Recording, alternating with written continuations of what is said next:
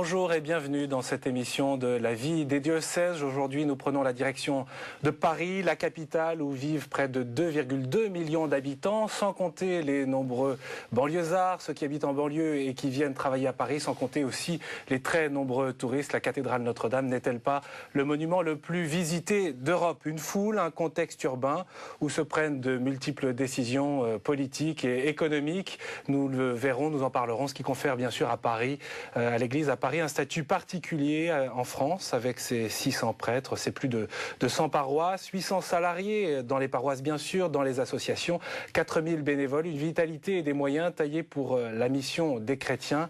L'église doit être missionnaire ou elle ne sera plus rien dans ce monde. Votre phrase, Monseigneur André 23, elle a fait mouche, elle date de 2005. Un grand merci d'être avec nous, bonjour. C'est moi, bonjour. Archevêque de Paris, cardinal bien sûr, président de la Conférence des évêques de France. Vous êtes là surtout pour parler de votre diocèse. Avec vous, nous allons nous livrer à une forme de radioscopie de l'Église à Paris. Vous nous dévoilerez également l'un des projets phares de votre diocèse, le Collège des Bernardins, qui manifeste l'ambition de l'Église dans le domaine culturel. Le Collège des Bernardins, fleuron de l'architecture cistercienne, en plein 5e arrondissement, sera cet écrin pour ce pôle de recherche et de formation théologique, un lieu ouvert à l'art pour nourrir ce dialogue pour l'Église et la société.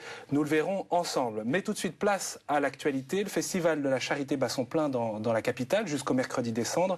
10 jours pour rendre visible l'action caritative des chrétiens, en débattre et manifester combien également la charité est au cœur de la vie des chrétiens. L'aurait-il oublié? Quelle est finalement votre intention avec ce Festival de la Charité, Monseigneur 23? Il y a beaucoup d'intentions différentes. La première intention, la plus importante, c'est évidemment de rappeler aux chrétiens, comme le pape Benoît XVI l'a fait par sa première encyclique, que l'amour de Dieu et l'amour du prochain sont les deux premiers commandements et qu'ils résument tout. Et donc, la question de savoir comment nous mettons en pratique le commandement de l'amour du prochain est une question décisive pour notre expérience chrétienne. Et donc, il m'a paru intéressant d'abord d'aider les chrétiens des nombreuses communautés parisiennes à mieux prendre conscience de ce qui existe, car il existe beaucoup d'initiatives diverses et beaucoup de chrétiens engagés, soit dans des activités paroissiales ou ecclésiales, soit dans des associations non confessionnelles où ils participent à des activités de solidarité. Rendre visible. Que les chrétiens prennent conscience que ça existe et que quand ils viennent à la messe le dimanche, ils ne sont pas simplement des individus juxtaposés qui viennent participer à un événement sans qu'il y ait de relation entre eux, et surtout qu'ils prennent conscience que cet événement de l'Eucharistie qui les rassemble le dimanche est la source d'un dynamisme et d'un mouvement de partage entre les chrétiens et des chrétiens avec le reste de la société. Monseigneur 23, je vous propose de nous rendre dans une association, l'association Les Bébés du Gros Caillou, qui en a profité comme beaucoup d'autres pour faire connaître son action à travers des portes ouvertes. C'est dans le 7e arrondissement. Là, des familles, des femmes surtout, sont envoyées par les services sociaux de la ville pour y recevoir de l'aide. C'est un reportage de François Lespès. On regarde. Nous sommes dans le 7e arrondissement, l'un des plus riches de Paris. Pourtant, ici aussi, l'église est à l'écoute de la pauvreté. Nous avons des familles qui vivent dans 9 mètres carrés avec 3 enfants. Nous en avons. Donc il ne faut pas s'imaginer que nous sommes, parce que nous sommes dans le 7e, qu'il n'y a pas de pauvres. C'est faux. Proposé par la paroisse Saint-Pierre du Gros Caillou, les Bébés du Gros Caillou s'adressent particulièrement aux mères en difficulté avec enfants en bas âge. Chaque lundi, c'est ainsi une trentaine de familles envoyées par les services sociaux qui trouvent ici une aide variée. Produits de première nécessité, aide administrative, mais aussi des jouets et des vêtements. On ne leur donne pas, on leur laisse choisir dans plusieurs tenues qu'on a pu leur montrer. Parce que quand on est une jeune maman, habiller ses enfants, c'est faire plaisir. C'est se faire plaisir. Et c'est bien. Pour chacun de ces volontaires, il y a une vraie démarche personnelle. Aider l'autre, c'est aider aussi au quotidien. Et aider, pour moi qui suis une femme, aider les femmes qui sont en difficulté, quel que soit leur horizon, eh bien pour moi, c'est vraiment ça, aider l'autre. C'est aussi l'occasion d'un apprentissage humain et spirituel. D'abord, ça apprend à ne pas juger. On voit des gens différents, on s'aperçoit qu'on a des a priori. Et petit à petit, je me suis dit que ça avait un vrai sens dans ma vie personnelle et spirituelle. Une œuvre, comme il en existe tant d'autres, qui essaie de vivre le message chrétien au quotidien. Monseigneur André 23, réaction à ce reportage à l'instant où l'on voit donc cette association qui œuvre et qui pallie peut-être entre les aides sociales, les aides publiques qui permettent à ces femmes, ces familles de vivre? Probablement que si les services sociaux les envoient là, c'est qu'ils ne savent pas où les envoyer ailleurs. Et donc certainement que c'est un service qui est utile. Et je pense que c'est un service très important parce que, nous le savons, dans notre société, ce sont souvent des femmes en difficulté ou des femmes seules qui ont la charge de jeunes enfants, et l'Église ne peut pas encourager les femmes à garder leurs enfants et en même temps ne pas les aider à le garder. Et donc, ça veut dire qu'il faut que nous soyons là quand il y a des difficultés. Est-ce que vous faites allusion à ce communiqué des évêques de la province de Paris il y a peu à propos de cette campagne publique de communication sur l'avortement où vous ne mâchiez pas vos mots, hein. Promouvoir l'avortement, c'est en réalité renoncer à nos responsabilités. Est-il responsable de la part des élus, de certains élus, de soutenir une campagne de communication qui laisse croire que l'avortement soit un progrès ou pire encore, qui en fait la promotion? Je cite votre communiqué. C'est pas très nouveau, on a répété ça sur tous les tons depuis des dizaines d'années. Sans être forcément compris d'ailleurs. Ça c'est une autre histoire, c'est une question de conscience. Mais ce qui est clair, c'est que nous ne pouvons pas avoir cette attitude, cette parole forte, si nous ne mettons pas en place des moyens pour aider pratiquement les femmes qui sont dans la détresse. On ne peut pas dire une détresse, ça doit s'assumer si on n'est pas là pour aider à l'assumer. Sinon, on est comme dans l'Évangile, des gens qui lient des fardeaux qu'ils ne peuvent pas soulever. En quoi l'action des chrétiens doit-elle se distinguer dans cette action caritative? Parce qu'il y a, on le comprend bien, on le voit bien, de multiples aides publiques et qui ont d'ailleurs des moyens financiers beaucoup plus importants. Oui, je pense que l'action caritative a une originalité par rapport aux actions de solidarité. Je dirais que la solidarité, c'est une question d'équité et de justice. C'est-à-dire, dans une société, il y a des gens qui sont en difficulté, c'est normal que la société leur vienne en aide. Et si la société ne leur vient pas en aide, c'est normal qu'il y ait des associations qui se constituent pour faire une répartition des ressources en fonction des besoins. Donc ça, c'est une solidarité équitable, qui n'a rien de confessionnel, et qui est tout à fait légitime et même nécessaire, et à laquelle participent beaucoup de chrétiens. Et puis, il y a une autre approche de la solidarité qui est non pas simplement de vouloir mieux répartir les ressources ou prendre en charge des situations difficiles, mais qui est aussi une intention et une mise en œuvre d'une relation d'amour. La répartition équitable ne suppose pas qu'on aime les gens. C'est une question de justice. Aimer les gens, ça ne veut pas dire simplement partager et distribuer des biens, ça veut dire accepter d'entrer dans une relation où il y a un véritable engagement personnel et une attention, une disponibilité qui dépasse le strict niveau de l'équité. Direction maintenant le 15e arrondissement, si vous le voulez bien. Les paroissiens de Saint-Léon vont régulièrement à la rencontre des sans-abri. Il faut savoir qu'à Paris, plus de 20 000 personnes sont hébergées par le 115, mais 2/3 d'entre elles ne trouvent pas de solution pour chaque nuit. On regarde. Les sacs remplis de victuailles, le thermos à la main, comme chaque lundi, Olivier et quelques paroissiens de Saint-Léon, dans le 15e arrondissement de Paris, préparent leur maraude nocturne. L'essentiel, c'est ça, c'est le thermos qui est le contact, en fait, qui permet de nouer le contact avec les gens de la rue. On vient se mettre avec eux à leur niveau. Ils existent pour nous, on existe pour eux et on a une relation. Je crois que c'est une façon d'exprimer la charité. La charité en acte. Ce soir, les bénévoles retrouvent rapidement quelques sans-logis perdus au cœur de la nuit. Discussions animées autour d'une soupe ou d'un café, commentaires des résultats sportifs pour d'autres. Par petits groupes, les dialogues se créent et les échanges se multiplient. Haute-Cologne. Oh, Haute-Cologne. Bah oui, bah Jean Saint-Michel, attends, laisse-moi le sentir. Franchement, on parle comment ça va, tout ça marchand, voilà, hein, au début, et après ça dépend quel thème. Hein. Et voilà. Pour discuter, tu vois, pour me donner de réconfort, café, soupe, voilà.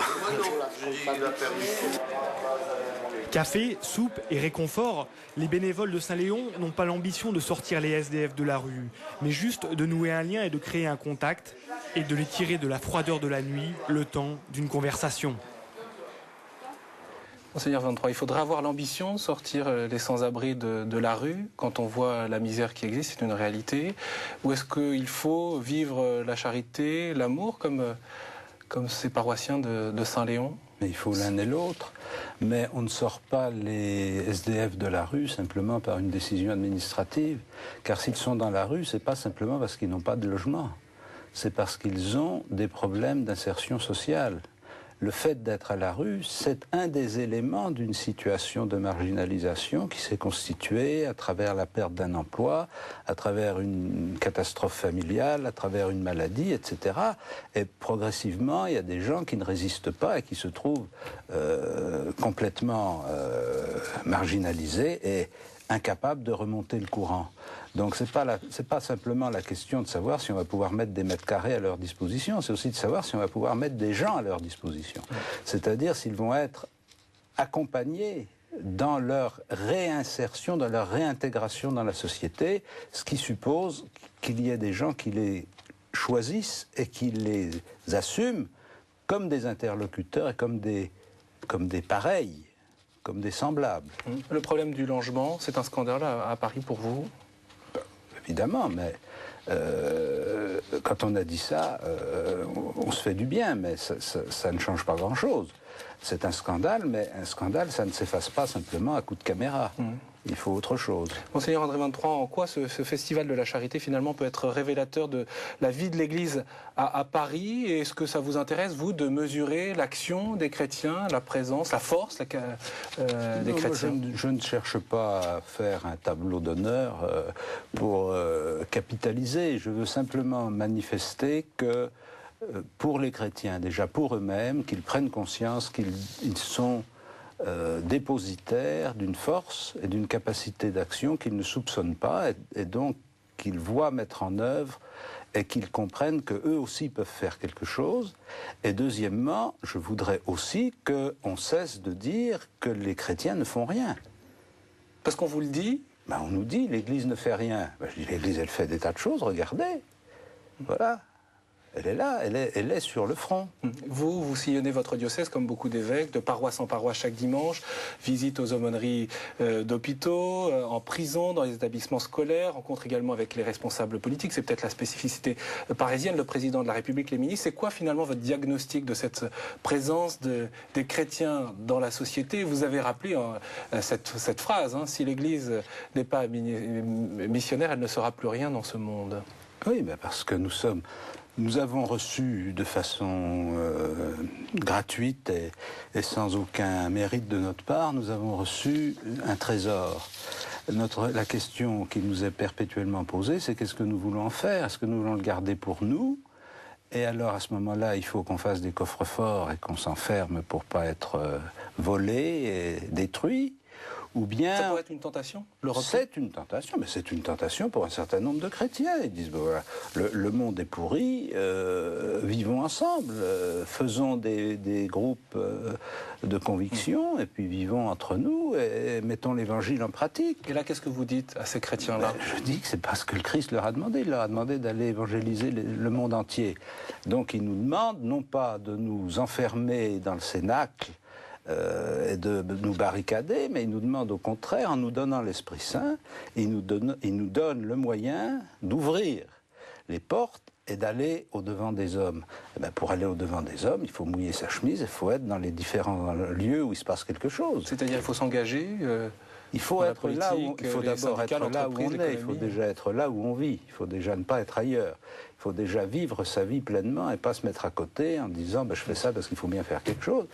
Et puis ensuite, il faut effectivement prendre sa part de la vie communautaire, de la vie sociale. Il faut que chacun, selon ses talents, selon ses capacités, participe à la vie de la société. Et votre diagnostic aujourd'hui, dans la mobilisation des chrétiens, la participation, on imagine que vous n'allez pas taper sur ceux qui sont déjà engagés, mais honnêtement, concrètement, Elle pourrait être plus importante? Ah ben évidemment qu'elle pourrait être plus importante, mais mon problème n'est pas de stigmatiser ceux qui ne font rien.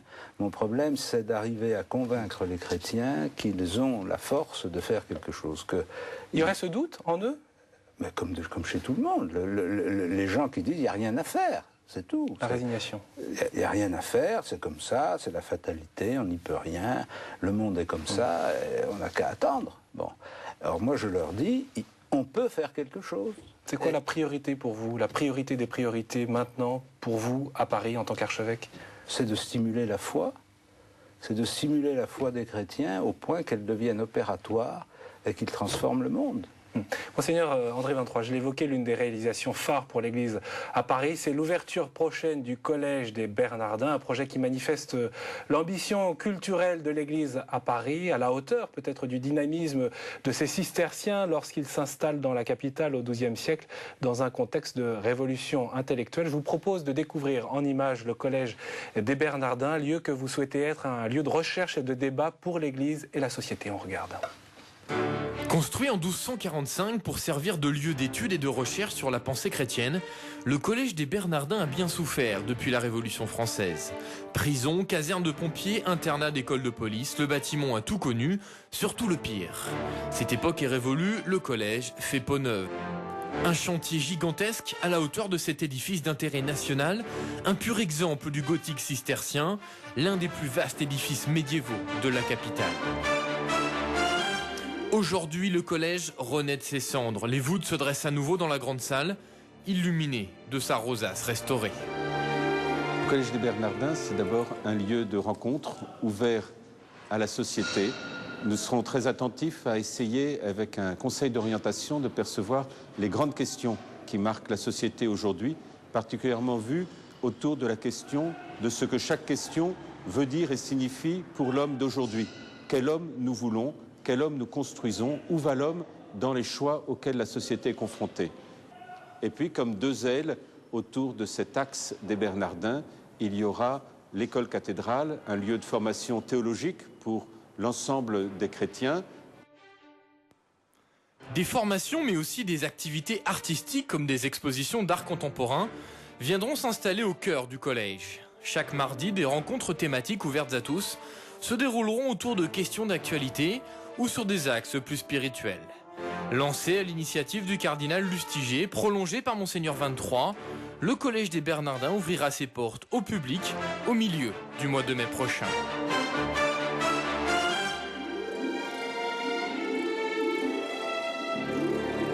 À l'instant, Monseigneur 23, on découvrait donc ce Collège des Bernardins dont l'ouverture sera progressive jusqu'à la rentrée de septembre. En quoi ce Collège des Bernardins s'inscrit-il dans votre projet pastoral? Expliquez-nous. Je voudrais d'abord dire qu'un bâtiment, quel qu'il soit, n'est jamais seulement un bâtiment. Il est l'expression de quelque chose. Et donc ce bâtiment médiéval, comme il a été indiqué dans votre reportage, est le signe d'une tradition chrétienne, d'une sagesse chrétienne qui s'est élaborée au cours des siècles et qui a été un ferment pour l'université parisienne au moment du Moyen-Âge. Il ne faut pas l'oublier. Il ne faut pas l'oublier. Et donc, redonner vie à ce bâtiment, ça n'est pas simplement faire de la restauration archéologique, c'est vraiment reprendre place dans ce flux de la tradition de la sagesse chrétienne. Ce que nous espérons, c'est que dans la société qui est la nôtre, qui est une société à la fois plurireligieuse et pluriculturelle, une société largement sécularisée, nous espérons que l'apport de la sagesse chrétienne pourra aider les hommes et les femmes de notre temps à affronter un certain nombre de questions, peut-être leur proposer un lieu où ils pourront dire un certain nombre de choses. Vous parlez au conditionnel ? Vous dites peut-être, vous espérez parce que ça ne dépend pas de moi, ça dépend de la réponse que j'aurai. Je peux faire des propositions, mais si personne ne répond, je reste avec mes propositions. Donc ce qui est conditionnel, c'est de savoir si nos contemporains, nos interlocuteurs souhaiteront venir parler, réfléchir, discuter, confronter. Ça, c'est notre proposition. On espère qu'elle va aboutir. Ça arrive dans un contexte où le président de la République, par exemple, Nicolas Sarkozy, parle de laïcité positive. On a en tête encore ce discours lorsqu'il fut fraîchement fait chanoine dans la basilique Saint-Jean-de-Latran, où il disait qu'il était prêt à déclarer, je cite, à soutenir les chrétiens partout où ils agiront, dans les banlieues, dans les institutions, auprès des jeunes, dans le dialogue interreligieux, dans les universités. Concrètement, cela veut dire que vous percevez le président de la République et au-delà peut-être les Français prêts aujourd'hui à ce dialogue autour de cette vision de l'homme, comme on souhaite le faire au Collège des Bernardins? Nous en avons des signes certains qui ne sont pas d'ordre politique, mais qui sont d'ordre culturel et qui sont d'ordre social. Vous avez évoqué tout à l'heure la campagne de promotion de l'avortement. C'est évident que la manière dont les questions sont posées aujourd'hui dans le domaine du respect de la vie, dans le cas de l'avortement, dans le domaine de la bioéthique, n'est pas du tout la même que ce qu'elle était il y a 15 ans, et qu'aujourd'hui, un certain nombre de choses peuvent être dites, un certain nombre de questions peuvent être posées, qui étaient interdites jusqu'à présent. Exemple, concrètement, cette question dont on parle au Collège des Bernardins, comment vous pourriez vous en saisir? On pourra avoir on a déjà prévu un colloque de bioéthique, et on aura certainement la possibilité de constituer une chaire de recherche, ce qui veut dire que un certain nombre d'hommes et de femmes de bonne volonté qui se posent des questions essentielles sur l'identité et l'avenir de l'homme pourront le faire dans un cadre où ils seront accueillis, acceptés, écoutés et entendus. L'envergure de ce projet manifeste-t-il finalement l'étendue du combat, si vous me permettez cette expression, ce mot, pour les chrétiens dans le domaine culturel, dans ce domaine de la société, du dialogue avec la société? C'est un des éléments, parce que la rencontre culturelle de la foi avec la société ne se fait pas seulement au Collège des Bernardins. Elle est commencée depuis longtemps. Elle se réalise dans beaucoup de paroisses à Paris avec des propositions diverses. Et ce sera simplement un signe plus perceptible dans le tissu urbain qui manifestera la volonté de l'Église de s'engager dans ce débat. Un lieu de rayonnement au-delà même du périphérique, du diocèse de Paris, qui pourrait être national, international, européen? Bien sûr, moi je ne me pose jamais la question des frontières. Ah bon? Ben non, parce que les frontières, ce sont des créations humaines, administratives, mais les hommes qui sont de chaque côté des frontières sont les mêmes hommes. Donc si il se passe quelque chose à Royaumont qui intéresse les Parisiens, ils ne vont pas venir me demander la permission d'aller à Royaumont. S'il se passe quelque chose au Bernardin qui intéresse des gens qui sont au fin fond de l'Île-de-France, ils ne demanderont la permission à personne pour y venir. Mais ce lieu concrètement, pour qu'on puisse saisir ce qui va s'y passer, vous avez collaboré avec ces différentes villes, Bruxelles, Budapest, Lisbonne, Vienne, par exemple, au cours de ce congrès international pour la nouvelle évangélisation. Vous percevez qu'en Europe, on a besoin de lieux comme le Collège des Bernardins? Bien sûr, on a besoin de lieux où on puisse mettre en symphonie des questions et des approches et des réponses, et où on accepte de rencontrer des positions différentes. Qu'est-ce qui est l'enjeu le plus difficile peut-être pour vous sur cette question? Le point qu'il faudra dépasser, là où il faudra le plus convaincre finalement sur ce Collège? Où il faudra le plus convaincre, c'est en le faisant. C'est-à-dire qu'il faut commencer à réaliser quelque chose. Pour l'instant, on est dans la phase d'un projet qui arrive dans sa phase d'exécution finale. Tant qu'on n'a rien réalisé, on parle. Ça deviendra quelque chose d'intelligible quand on aura publié le programme et quand des gens y viendront. Investissement considérable pour le diocèse à Paris, en moyens financiers, en moyens humains aussi, en termes de... Oui. Surtout? Oui, surtout en moyens humains, parce qu'en moyens financiers, nous avons assuré notre part de financement de la restauration en s'appuyant sur une opération patrimoniale du diocèse qui donc ne puisse pas dans les financements du diocèse, et aussi parce que nous cherchons du mécénat et des entreprises qui acceptent de financer la recherche. C'est finalement la contribution des Parisiens à cette édification de l'Église, bien sûr dans la capitale, mais au-delà, puisqu'on évoquait ce rayonnement en Europe. J'espère, parce que les voyages que je fais dans différents pays me montre quand même que quand les gens savent que je suis de Paris, ils me regardent d'un autre œil, ils me posent des questions. Quel œil alors? D'un œil un peu interrogatif et, pourquoi ne pas le dire, admiratif. Et comme je pense qu'ils ne m'admirent pas pour mon physique, il doit y avoir quelque chose qui les intéresse. Vous rentrez à peine d'une retraite sacerdotale avec des prêtres de Paris à Tressin. En quelques mots, les prêtres de Paris se portent bien. C'était ceux qui étaient en 4e année de nomination. Hein. Ceux que j'ai vus se portaient bien, oui. Et ça compte aussi, un presbytérium des prêtres solides. Ça compte beaucoup de trouver des prêtres heureux, pour la plupart, la quasi-totalité, heureux de ce qu'ils font, heureux d'appartenir au presbytérium de Paris et heureux de s'y donner complètement. Un grand merci, Monseigneur André 23, d'être venu dans cette émission La vie des diocèses. Sachez que vous pouvez retrouver les interventions du cardinal archevêque de Paris sur le site internet www.catholique-paris.com. Un grand merci pour votre fidélité. Bien sûr, on se retrouve la semaine prochaine. À bientôt. Courage d'ici là.